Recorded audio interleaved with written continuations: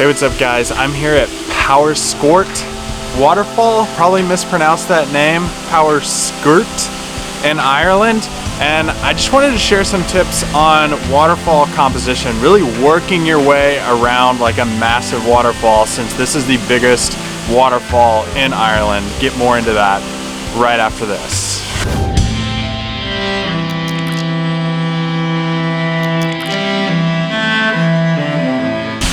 Okay guys, so I've always struggled with really big waterfalls and these massive waterfalls. This morning we went out and shot in a really high elevation where there was tons and tons of wind.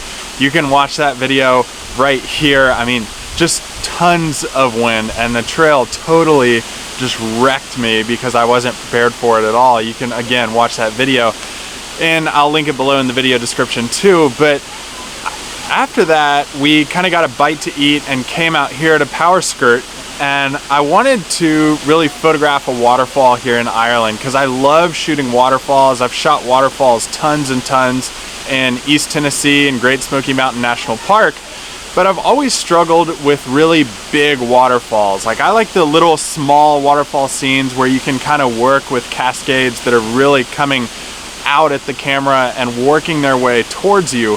But here, photographing a bigger waterfall is a lot more challenging to me. And what I've found is when you go out and shoot a larger waterfall, you must find the right composition. Smaller waterfalls, there are so many lines that you can get creative as a photographer, shooting different lines and compositions. But here at a larger waterfall like Powerscourt, it's challenging because you walk up and really there's one line of waterfall coming down, and that's really all you have to work with. So how do you create a much better photograph of a large waterfall using composition?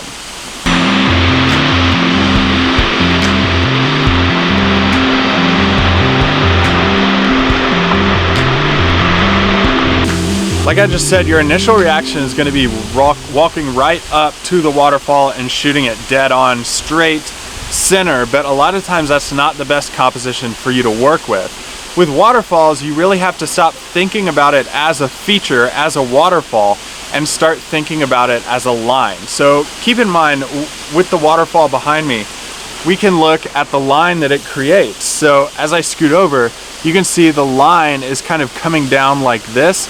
How do you work with that? Well, dead on, you're not going to get a lot of angles coming in on either side of the frame. You're not going to have a lot of features to work with a good composition. You want to pair the waterfall line with other lines in the landscape so you can make up a really great shot. So we started off right in front, and then we kind of worked our way to the side. So my kind of workflow for waterfall photography is start right out front and then work around to the edges. A lot of times the edges are where you're gonna find the most compelling compositions for you to shoot, and also the most interesting photos that you turn out with. Now, you also need to have a circular polarizer on you when you go out and shoot waterfalls. I'm using a Tiffin circular polarizer, and all you have to do really to get a really good shot with a polarizer is just put it on and spin it. Once you're able to darken the water and get the reflection off the surface of the water, then you have more options with compositions too. So as I work to the side here, I first got some lines coming in, kind of angling towards, and then having the pool right there, and then the waterfall behind it. And then even working further over to the side even more, where no one really comes over all the way to the very edge where we are right here to shoot a waterfall like this, because it's not like that big booming scene. But over here, I have rocks coming in on the edges. I have mosses I can work with. I have more complementary colors that are behind me. Red mosses, green mosses. You have ferns over here. You have tons of little stuff you can work with. Out front, all we had was some more rocks in water. So really what we're doing here is working around a landscape, showing different angles to our own eyes, and really like kind of twisting. So you're trying to do a 360 view of the entire waterfall.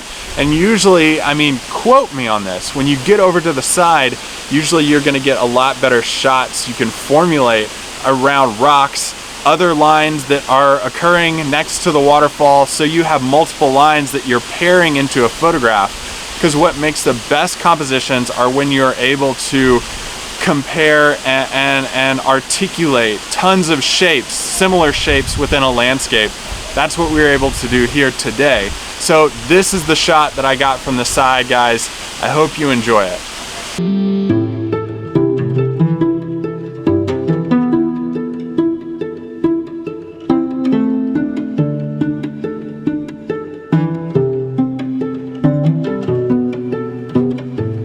Guys, if you like this video or you found it useful at all, go ahead and hit the thumbs up. Have any questions for landscape photography, comment on those in the comment section below. Again, the last video from this morning is in the video description down below as well. And always subscribe to this channel. If you want to follow me around to amazing locations all over the earth, go ahead and subscribe to this channel so I can take you with me and share photography tips as well. Until next time, guys, thanks so much for watching.